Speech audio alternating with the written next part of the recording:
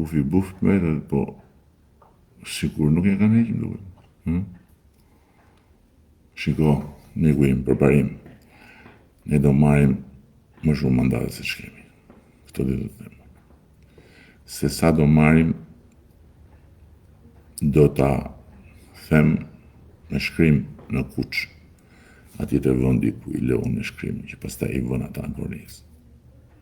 Po, më duhet dhe pak kohë, që të kuptojmë tamam se ku jemi. Po afër jam tani. Sepse ne bëjmë anketime shkencore gjatë gjithë kohës. Dhe ndërkohë ju keni parë sondazh. Që mos harroj se po shkojmë drejt mbylljes. Sondazhisti Donald Trumpit pash që është kontaktuar dhe kontraktuar nga Top Channel. E ka sjell Latifi?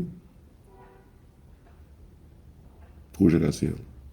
Nuk e di, nuk ka pikë rëndësie, po di që duke qenë se kam qenë ndjekës shumë i vëmendshëm i fushatës amerikane, ai është një super sondazhist, sepse dilte edhe i binte ndesh sondazheve në përgjithësi që jepnin Kamalën përpara ose që jepnin Trumpin mbrapa, ngushtësisht e tjerë dhe i doli fjalë. Kështu që deri tani nuk kam parë një sondazh nga këto që dalin, që kanë një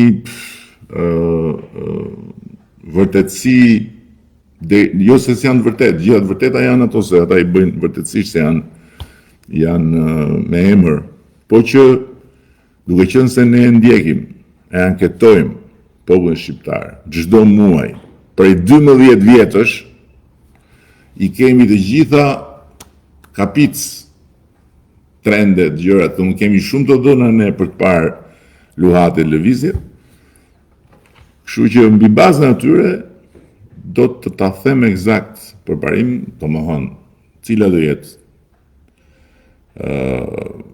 numri minimal i mandateve, cili do jetë numri maksimal. Po që sot mund të them që minimali është mbi atë që kemi. Që sot. Sa mbi, më duhet dhe pak kohë. Dhe do t'i dëgjojmë edhe sondazhistin e Donald Trumpit,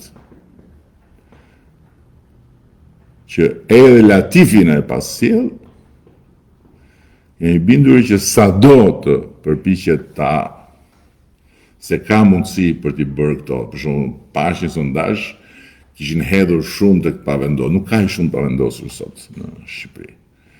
Edhe ishte ulur diferenca. Diferenca jonë me Kënetën do jetë më e madhe ndonjëherë që nga 97.